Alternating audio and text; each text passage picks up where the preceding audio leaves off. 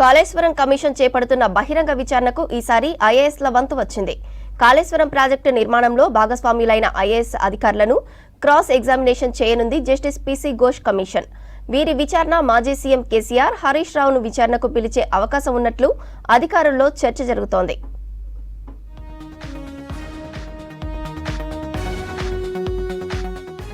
Kaleshwaram project నిర్మాణంలో భాగస్వామ్యులైన IAS అధికారులను విచారించేందుకు సిద్ధమైంది జ్యుడిషియల్ కమిషన్.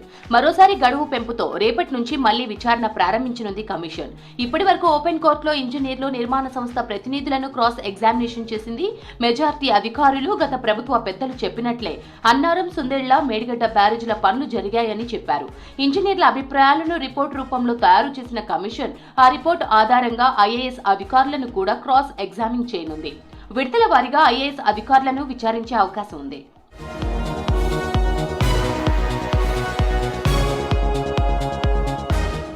ఐఏఎస్ అధికారులు ఇచ్చే సమాచారం ఆధారంగా గత ప్రభుత్వంలోని కీలక నేతలను విచారించే అవకాశం ఉన్నట్లు తెలుస్తోంది.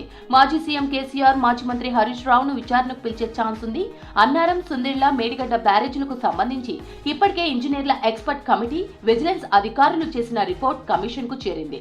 ఎన్డీఏసీ రిపోర్ట్ కోసం ఎదురు చూస్తున్న కమిషన్ రిపోర్ట్ రాగానే విచారణ మరింత స్పీడప్ చేసే ఛాన్స్ ఉంది. ఎక్స్పర్ట్ కమిటీ, విజిలెన్స్ అధికారుల రిపోర్ట్లను బేస్ చేసుకుని ప్రాజెక్టు నిర్మాణంలో ఎక్కడ తప్పులు జరిగాయి, దానికి కారణాలు ఏంటి, కారకులు ఎవరు అన్న దానిపై పూర్తి స్థాయి రిపోర్టు తయారు చేయనుంది కమిషన్.